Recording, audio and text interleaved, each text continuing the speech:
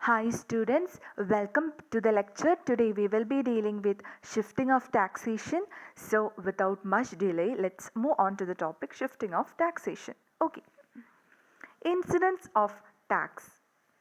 നമുക്ക് ഈ ഒരു ഷിഫ്റ്റിംഗ് ഓഫ് ടാക്സേഷൻ മനസ്സിലാക്കണമെന്നുണ്ടെങ്കിൽ ഇൻസിഡൻസ് ഓഫ് ടാക്സ് എന്താണെന്നും അതുപോലെ തന്നെ ഇമ്പാക്റ്റ് ഓഫ് ടാക്സ് എന്താണെന്നും മനസ്സിലാക്കേണ്ടതായിട്ടുണ്ട്. സോ നമുക്ക് ആദ്യം നോക്കാം എന്താണ് ഇൻസിഡൻസ് ഓഫ് ടാക്സ് എന്നുള്ളത്. It is the final resting place of tax payment. Tax പേയ്മെൻറ്റിൻ്റെ ഫൈനൽ റെസ്റ്റിംഗ് പ്ലേസിനെയാണ് നമ്മൾ എന്തെന്ന് പറയുന്നത്, ഇൻസിഡൻസ് ഓഫ് ടാക്സ് എന്ന് പറഞ്ഞിരിക്കുന്നത്. അതായത് ആരുടെ കയ്യിലാണ് അവസാനം ഈ മണി ബേർഡൻ അല്ലെങ്കിൽ ഈ മണി ബേർഡൻ്റെ എഫക്റ്റ് അവസാനം വരുന്ന ആർക്കാണ്, ആ ഒരാളെയാണ് നമ്മൾ എന്തെന്ന് പറയുന്നത്, ഇൻസിഡൻസ് ഓഫ് ടാക്സ് എന്ന് പറഞ്ഞിരിക്കുന്നത്. അതായത് ഫൈനൽ മണി ബേർഡൻ റെസ്റ്റ് ചെയ്യുന്നത് ഒരു ഓർഗനൈസേഷൻ ആകാം, അല്ലെങ്കിൽ ഒരു വ്യക്തിയാകാം, അല്ലെങ്കിൽ ഒരു ഗ്രൂപ്പ് ആകാം. സോ ആരുടെ അടുത്താണോ അവസാനമായിട്ട് ഈ മണി ബേർഡൻ റെസ്റ്റ് ചെയ്യുന്നത് അവരെയാണ് നമ്മൾ എന്തെന്ന് പറയുന്നത്, ഇൻസിഡൻസ് ഓഫ് ടാക്സ് എന്ന് പറയുന്നത്. ഓക്കെ. അതുപോലെ തന്നെ ആരാണോ ഗവൺമെൻറ്റിന് ടാക്സ് ഡയറക്റ്റ്ലി പേ ചെയ്യുന്നത് അവരെയാണ് നമ്മൾ എന്തെന്ന് പറയുന്നത്, ഇമ്പാക്റ്റ് ഓഫ് ടാക്സ് എന്ന് പറയുന്നത്. Okay. The person who directly pays the tax to the government. ഗവൺമെൻറ്റിന് ടാക്സ് ഡയറക്ട്ലി പേ ചെയ്യുന്നത് ആരോ അവരെയാണ് നമ്മൾ എന്തെന്ന് പറയുന്നത്, ഇമ്പാക്റ്റ് ഓഫ് ടാക്സ് എന്ന് പറയുന്നത്.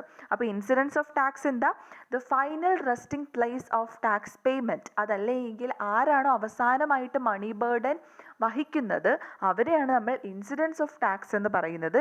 ഇമ്പാക്റ്റ് ഓഫ് ടാക്സ് എന്ന് പറഞ്ഞിരിക്കുന്നത് ആരാണോ ഗവൺമെൻറ്റിന് ടാക്സ് ഡയറക്ട്ലി പേ ചെയ്യുന്നത് അവരെയാണ് നമ്മൾ എന്തെന്ന് പറയുന്നത്, ഇമ്പാക്റ്റ് ഓഫ് ടാക്സ് എന്ന് പറഞ്ഞിരിക്കുന്നത്. And this impact of tax is concerned with the immediate effect of imposition of tax. അതായത് ഇമ്പോസിഷൻ ഓഫ് ടാക്സ് ആണ് നമ്മൾ എന്തെന്ന് പറയുന്നത്, ഇമ്പാക്റ്റ് ഓഫ് ടാക്സ് എന്ന് പറയുന്നത്. ഇമ്പോസിഷൻ ഓഫ് ടാക്സിനെയാണ് നമ്മൾ എന്തെന്ന് പറയുന്നത്, ഇമ്പാക്റ്റ് ഓഫ് ടാക്സ് എന്ന് പറയുന്നത്.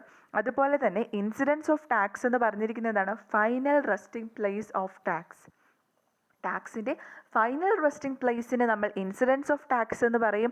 ഇമ്പോസിഷൻ ഓഫ് ടാക്സിൻ്റെ ഇമ്മീഡിയറ്റ് എഫക്റ്റ് കാണുന്നത് എവിടെയാണോ അവിടെ നമ്മൾ ഇമ്പാക്റ്റ് ഓഫ് ടാക്സ് എന്ന് പറയും. ഇമ്പാക്റ്റ് ഓഫ് ടാക്സ് എന്ന് പറഞ്ഞിരിക്കുന്നത് എന്താണ്, ആരാണോ ഗവൺമെൻറ്റിന് ഡയറക്റ്റ്ലി ടാക്സ് പേ ചെയ്യുന്നത് അവരെയാണ് നമ്മൾ എന്തെന്ന് പറയുന്നത്, ഇമ്പാക്റ്റ് ഓഫ് ടാക്സ് എന്ന് പറയുന്നത്. ഓക്കെ, ക്ലിയർ ആയെന്ന് വിശ്വസിക്കുന്നു. ഇൻ കേസ് ക്ലിയർ അല്ല എന്നുണ്ടെങ്കിൽ ഒന്നും കൂടി വീഡിയോ ഒന്ന് റിപ്പീറ്റ് ചെയ്ത് കേൾക്കുക. ഓക്കെ, അപ്പോൾ എന്താണ് ക്ലിയർ ആകും. Okay, moving on further. The difference between incidence and impact of tax.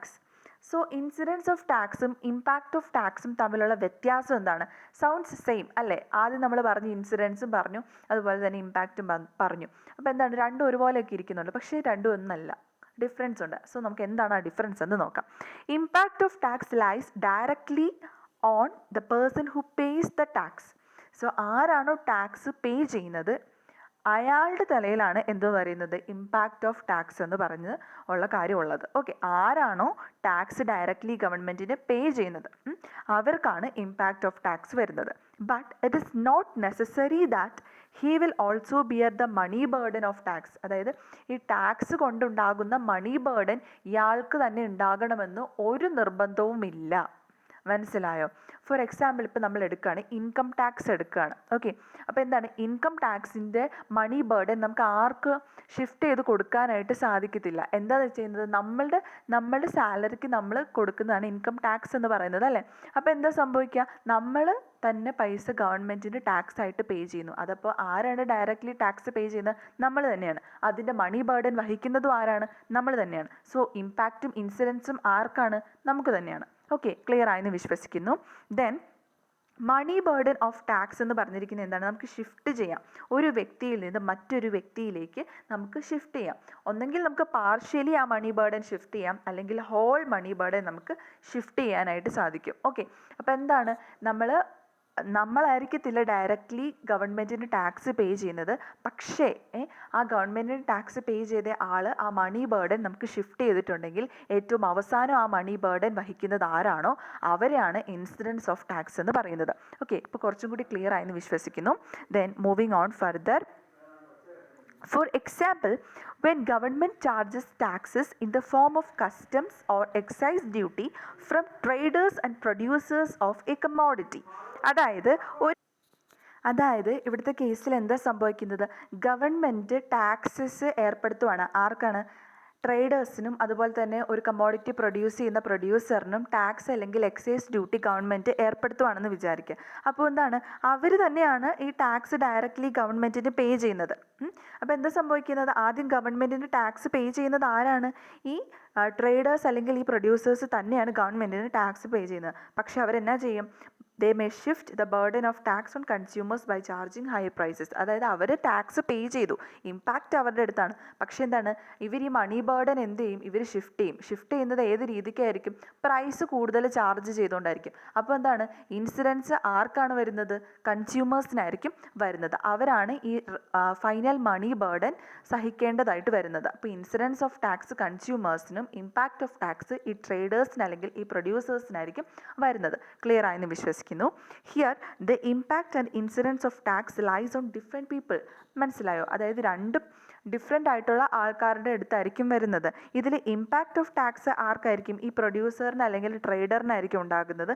പക്ഷേ ഇൻസിഡൻസ് ഓഫ് ടാക്സ് ആർക്കായിരിക്കും, കൺസ്യൂമറിനായിരിക്കും വരുന്നത്. ക്ലിയർ ആയെന്ന് വിശ്വസിക്കുന്നു. ഒന്നും കൂടി പറയാം. ഫോർ എക്സാമ്പിൾ, ഇപ്പോൾ നമ്മൾ കൺസിഡർ ചെയ്യുവാണ് ഒരു ട്രേഡർ അല്ലെങ്കിൽ ഒരു പ്രൊഡ്യൂസർ. കൺസിഡർ പ്രൊഡ്യൂസർ ഒരു ഗുഡ് പ്രൊഡ്യൂസ് ചെയ്തു, സേ ഒരു പെൻ പ്രൊഡ്യൂസ് ചെയ്തു എന്ന് വിചാരിക്കുക. അതിന് അയാൾക്കൊരു ടാക്സ് ഉണ്ട്. അപ്പോൾ ആ ടാക്സ് അയാൾ എന്ത് ചെയ്യും, ഗവൺമെൻറ്റിന് ഡയറക്റ്റ്ലി പേ ചെയ്യും. അപ്പോൾ എന്താണ്, ഇയാളുടെ ഇമ്പാക്റ്റ് ഓഫ് ടാക്സേഷൻ ആർക്ക് വന്നു, ഈ ഒരു പ്രൊഡ്യൂസറിന് വന്നു. അപ്പോൾ ഇയാൾ എന്നാ ചെയ്യും, ഗവൺമെൻറ്റിന് കൊടുത്തിരിക്കുന്ന ഈ പൈസ ഇവർക്ക് നഷ്ടമായതുകൊണ്ട് ഇവരെന്ത് ചെയ്യും, ആ മണി ബേർഡൻ കൺസ്യൂമറിലോട്ടേക്ക് ട്രാൻസ്ഫർ ചെയ്യും. അപ്പോൾ എന്താ സംഭവിക്കുക, കൺസ്യൂമർ ഈ പേന മേടിക്കുന്നത് ഹൈ പ്രൈസിലായിരിക്കും. ഓക്കെ, അപ്പോൾ മണി ബേർഡൻ ആരുടെ അടുത്തോട്ടേക്ക് ട്രാൻസ്ഫർ ചെയ്തു, കൺസ്യൂമേഴ്സിൻ്റെ അടുത്തോട്ടേക്ക് ട്രാൻസ്ഫർ ചെയ്തു. അപ്പം അവിടെ എന്താ സംഭവിക്കുക, ഇൻസിഡൻസ് ഓഫ് ടാക്സ് ആയിരിക്കും വരുന്നത്.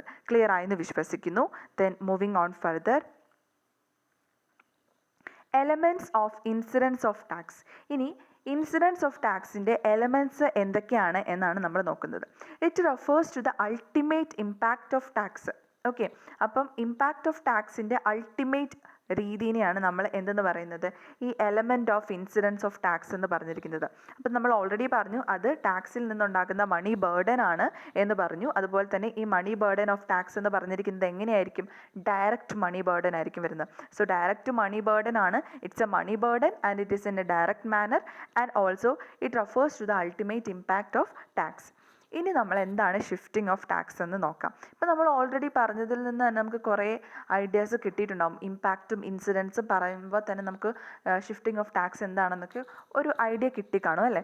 So when the burden of tax is passed on by a taxpayer on another person it is known as shifting of tax. അതായത് ഒരു ടാക്സ് പെയർ T1 എന്ന് പറഞ്ഞിരിക്കുന്ന വ്യക്തി മറ്റൊരാളിലേക്ക് മണി ബർഡൻ ട്രാൻസ്ഫർ ചെയ്യുന്നതിനെയാണ് എന്തെന്ന് പറയുന്നത്, shifting of tax എന്ന് പറയുന്നത്. Okay, every person tries to shift the burden of tax to another person. ഓരോ വ്യക്തികളും എന്താണ്, അവർക്ക് ടാക്സിൻ്റെ ബേർഡൻ ഉണ്ട് എങ്കിൽ അവർ ടാക്സ് പേ ചെയ്യും. പക്ഷേ അതിൻ്റെ മണി ബേർഡൻ എന്താണ്, അവർ ഷിഫ്റ്റ് ചെയ്യാനായിരിക്കും ശ്രമിക്കുന്നത്. സോ ഈ ഷിഫ്റ്റിംഗ് ഓഫ് ടാക്സ് നമുക്ക് രണ്ട് രീതിയിൽ നടത്താനായിട്ട് സാധിക്കും. ഓക്കെ, അപ്പോൾ നമ്മൾ ഏതൊക്കെ രീതിയാണെന്ന് നോക്കാം. ആദ്യത്തെ ഫോമാണ് സിംഗിൾ പോയിന്റ് ടാക്സ് എന്നുള്ളത്. ഓക്കെ, സിംഗിൾ പോയിന്റ് ടാക്സ് എന്താണ്, if a producer shift the burden of tax of his product to the consumer. അതായത് ഒരു പ്രൊഡ്യൂസർ ഒരു പ്രൊഡക്റ്റ് പ്രൊഡ്യൂസ് ചെയ്തിട്ട് അതിൻ്റെ അകത്തുണ്ടാകുന്ന ബേർഡൻ ഓഫ് ടാക്സ് അയാൾ കൺസ്യൂമറിലോട്ടേക്ക് ഷിഫ്റ്റ് ചെയ്തു. അതായത് ഒരു സിംഗിൾ പോയിന്റ് ഷിഫ്റ്റ്, അതായത് പ്രൊഡ്യൂസർ കൺസ്യൂമറിലോട്ടേക്ക് ഷിഫ്റ്റ് ചെയ്യുന്നു. അതൊരു സിംഗിൾ പോയിന്റ് ഷിഫ്റ്റിംഗ് ആണ്. സോ ആ ഒരു ടൈപ്പ് ഓഫ് ഷിഫ്റ്റിങ്ങിനെയാണ് നമ്മൾ എന്തെന്ന് പറയുന്നത്, സിംഗിൾ പോയിന്റ് ഷിഫ്റ്റിംഗ് എന്ന് പറഞ്ഞിരിക്കുന്നത്. Okay, then multi point shifting എന്താണെന്ന് നോക്കാം. When the burden of tax is shifted at several points like from producer to wholesaler to a retailer and then to the consumer. അങ്ങനെ വരുവാണെങ്കിൽ multi point shifting എന്ന് പറയും. അതായത് ഒരു producer ഒരു product produce ചെയ്തു, അതിനുശേഷം അയാൾ അത് ഹോൾസെയിലറിന് കൈമാറി, അതിനുശേഷം ആ ഒരു മണി ബേർഡൻ ഹോൾസെയിലർ റീറ്റെയിലർക്ക് കൈമാറുന്നു, റീറ്റെയിലർ ആ മണി ബേർഡൻ കൺസ്യൂമറിന് കൈമാറുന്നു. സോ ഇവിടെ ഒരു സിംഗിൾ പോയിന്റ് അല്ല നടക്കുന്നത്, മൾട്ടി പോയിന്റ് ട്രാൻസ്ഫർ ആണ് നടക്കുന്നത്. ഓക്കെ, അപ്പോൾ അങ്ങനെയുള്ള ഒരു ഷിഫ്റ്റിങ്ങിനെ നമ്മൾ എന്തെന്ന് പറയുന്നു, മൾട്ടി പോയിന്റ് ഷിഫ്റ്റിംഗ് എന്ന് പറയുന്നു. ക്ലിയർ ആയെന്ന് വിശ്വസിക്കുന്നു. സിംഗിൾ പോയിന്റ് ഷിഫ്റ്റിംഗ് എന്ന് പറയുമ്പോൾ പ്രൊഡ്യൂസർ ഡയറക്റ്റ്ലി കൺസ്യൂമറിന് മണി ബേർഡൻ ട്രാൻസ്ഫർ ചെയ്യുമ്പോൾ നമ്മൾ അതിനെ എന്തെന്ന് പറയുന്നു, സിംഗിൾ പോയിന്റ് ഷിഫ്റ്റിംഗ് എന്നായിരിക്കും പറയുന്നത്. പക്ഷേ മൾട്ടി പോയിന്റ് ഷിഫ്റ്റിംഗ് എന്താണ്, പ്രൊഡ്യൂസർ കൺസ്യൂമറിലോട്ടേക്ക് പോകുന്നതിന് മുന്നേ ഇടനിലക്കാരായ ഹോൾസെയിലേഴ്സും റീറ്റെയിലേഴ്സും ഒക്കെ കടന്നു വന്നിട്ടുണ്ടെങ്കിൽ നമ്മൾ എന്തെന്ന് പറയുന്നു, അതിനെ മൾട്ടി പോയിന്റ് ഷിഫ്റ്റിംഗ് എന്ന് പറയുന്നു. ഓക്കെ, സോ ഈ ഒരു ടാക്സ് ഷിഫ്റ്റിങ്ങിൻ്റെ ബേസിസിൽ തന്നെ നമുക്ക് ഷിഫ്റ്റിങ്ങിന് ഫോർവേഡ് ഷിഫ്റ്റിംഗ് എന്നും ബാക്ക്വേർഡ് ഷിഫ്റ്റിംഗ് എന്നും പറയാം. എങ്ങനെയാണ്? ഫോർവേഡ് ഷിഫ്റ്റിംഗ് എന്ന് പറയാം, ബാക്ക്വേർഡ് ഷിഫ്റ്റിംഗ് എന്നും പറയാം. ഇനി ഈ ഫോർവേഡ് ഷിഫ്റ്റിംഗ് എന്താണ്, ബാക്ക്വേർഡ് ഷിഫ്റ്റിംഗ് എന്താണെന്ന് നോക്കാം. Okay, moving on further. For example, when a producer shift his tax burden on consumer, it is known as forward shifting. അതായത് ഇപ്പോൾ ഒരു പ്രൊഡ്യൂസർ ഒരു പ്രൊഡക്റ്റ് പ്രൊഡ്യൂസ് ചെയ്തു, അതിന് അദ്ദേഹത്തിന് ടാക്സ് പേ ചെയ്യേണ്ടതായിട്ട് വന്നു, അദ്ദേഹം ടാക്സ് പേ ചെയ്തു. ആ ടാക്സ് പേ ചെയ്തത് കൊണ്ട് അയാൾക്കുണ്ടാകുന്ന മണി ബർഡൻ അയാൾ ഡയറക്റ്റ്ലി കൺസ്യൂമറിലോട്ടേക്ക് ട്രാൻസ്ഫർ ചെയ്തിട്ടുണ്ടെങ്കിൽ അതിന് നമുക്ക് എന്തെന്ന് പറയാനായിട്ട് സാധിക്കും? ഫോർവേഡ് ഷിഫ്റ്റിംഗ് എന്ന് പറയാനായിട്ട് സാധിക്കും. Okay, but if the retailer pressurizes the product to cut down prices rather than charging higher prices from consumers to avoid financial losses due to elastic demand of a product, it is called backward shifting of tax. അതായത് ഒരു retailer പ്രൊഡ്യൂസറിനെ നിർബന്ധിച്ച് ആ ഒരു പ്രൊഡക്റ്റിൻ്റെ price കുറയ്ക്കുവാണ്. Other than അദ്ദേഹം high price charge ചെയ്ത് കൺസ്യൂമറിന് കൊടുക്കാതെ എന്ത് ചെയ്യുന്നു? പ്രൊഡ്യൂസറിനെ പ്രഷറൈസ് ചെയ്തിട്ട് പ്രൊഡ്യൂസറിനോട് ഈ ഒരു പ്രൊഡക്റ്റിൻ്റെ പ്രൈസ് കുറയ്ക്കാനായിട്ട് ആവശ്യപ്പെടുവാണ് എന്നുണ്ടെങ്കിൽ അതിനെ എന്തെന്ന് പറയാനായിട്ട് സാധിക്കും? ബാക്ക്വേർഡ് ഷിഫ്റ്റിംഗ് എന്ന് പറയാനായിട്ട് സാധിക്കും. ഓക്കെ, ഇതിനെന്താണ് ഈ ഒരു ബാക്ക്വേർഡ് ഷിഫ്റ്റിംഗ് ഉണ്ടാകാനുള്ള പ്രധാന കാരണം എന്താണ്? Elastic demand of the product ആയിരിക്കും. ഓക്കെ, ആ പ്രൊഡക്റ്റിന് ഒരു എലാസ്റ്റിക് ഡിമാൻഡാണ് അത് കാണിക്കുന്നത് എന്നുണ്ടെങ്കിൽ എന്താണ്? കൂടുതലായിട്ടും കൺസ്യൂമേഴ്സിന് ബേർഡൻ കൊടുക്കാതെ തിരിച്ച് പ്രൊഡ്യൂസേഴ്സിന് ബേർഡൻ കൊടുക്കുവാനായിട്ടായിരിക്കും റീറ്റെയിലേഴ്സ് ശ്രമിക്കുക. Okay, then shifting of tax depends upon the nature of commodity. ഒരു കമ്മോഡിറ്റിയുടെ നേച്ചർ അനുസരിച്ചാണ് എന്ത് ഉണ്ടാവുക? ഷിഫ്റ്റിംഗ് ഓഫ് ടാക്സ് ഉണ്ടാവുക. ഒരു കമ്മോഡിറ്റിയുടെ നേച്ചർ അനുസരിച്ചായിരിക്കും എന്തുണ്ടാവുക? ഷിഫ്റ്റിംഗ് ഓഫ് ടാക്സ് ഉണ്ടാവുക. If A commodity has N elastic demand, tax burden will be shifted backwards. അപ്പോൾ എന്താണ്? ഒരു കമ്മോഡിറ്റിക്ക് എലാസ്റ്റിക് ഡിമാൻഡാണ് ഉണ്ടാകുന്നത് എങ്കിൽ എന്താ സംഭവിക്കുക? അവിടെ ബാക്ക്വേർഡ് ഷിഫ്റ്റിംഗ് ആയിരിക്കും ഉണ്ടാവുക. അവിടെ കൺസ്യൂമറിനാണോ പ്രഷർ കൊടുക്കുന്നത്? അല്ല. ആർക്കാണ് പ്രഷർ കൊടുക്കുന്നത്? പ്രൊഡ്യൂസേഴ്സിനാണ് കൂടുതൽ ബേർഡൻ കൊടുക്കുന്നത്. Okay, then if A commodity has N inelastic demand, ഇനി കമ്മോഡിറ്റിക്ക് ഇൻഎലാസ്റ്റിക് ആയിട്ടുള്ള ഡിമാൻഡാണ് ഉണ്ടാകുന്നത് എങ്കിൽ എന്താ സംഭവിക്കുക? ടാക്സ് ബേർഡൻ ഫോർവേഡ് ആയിരിക്കും ഷിഫ്റ്റ് ചെയ്യുക. അതായത് പ്രൊഡ്യൂസറിനായിരിക്കത്തില്ല മണി ബേർഡൻ ട്രാൻസ്ഫർ ആകുന്നത്, അത് കൺസ്യൂമേഴ്സിനായിരിക്കും ട്രാൻസ്ഫർ ആകുന്നത്. ക്ലിയർ ആയെന്ന് വിശ്വസിക്കുന്നു. If A commodity has N elastic demand, tax burden shift backward. And if a commodity has an inelastic demand, tax burden will be shifted forward. Clear ആയെന്ന് വിശ്വസിക്കുന്നു. Then moving on, forms of tax shifting. Okay, അപ്പോൾ tax ഷിഫ്റ്റിങ്ങിനും രണ്ട് ഫോമാണ് ഉള്ളത്. എങ്ങനെയാണ് നമുക്ക് tax shifting നടത്താനായിട്ട് സാധിക്കുന്നത്? Either by increasing the price of പ്രൊഡക്റ്റിൻ്റെ പ്രൈസ് ഒന്നെങ്കിൽ കൂട്ടിക്കൊണ്ട്. അപ്പോൾ ആർക്കാണ് വരുന്നത്? ആ ഒരു ടാക്സ് ബേർഡൻ്റെ എഫക്റ്റ് വരുന്നത് ആർക്കാണ്? കൺസ്യൂമേഴ്സിനായിരിക്കും വരുന്നത്. Or by lowering the quality of പ്രൊഡക്റ്റിൻ്റെ ക്വാളിറ്റി ലോവർ ചെയ്തുകൊണ്ട്. അപ്പോൾ അവിടെ ആർക്കായിരിക്കും മണി ബേർഡൻ വരുന്നത്? പ്രൊഡ്യൂസേഴ്സിനായിരിക്കും വരുന്നത്.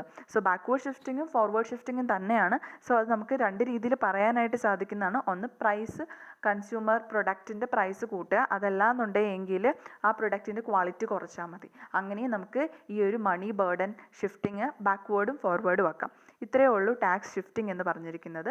ഇതാണ് ഒരു ഓവറോൾ ഐഡിയ എന്ന് പറയുന്നത്. ഇപ്പോൾ എന്തെങ്കിലും നിങ്ങൾക്ക് ഡൗട്ട് ഉണ്ടെങ്കിൽ കമൻറ്റ് സെക്ഷനിൽ കമൻറ്റ് ചെയ്യുക. അതുപോലെ തന്നെ നിങ്ങൾക്ക് ലെക്ചേഴ്സ് യൂസ്ഫുൾ ആകുന്നുണ്ട് എങ്കിൽ please like, share and subscribe to the channel. Enjoy learning and God bless you all.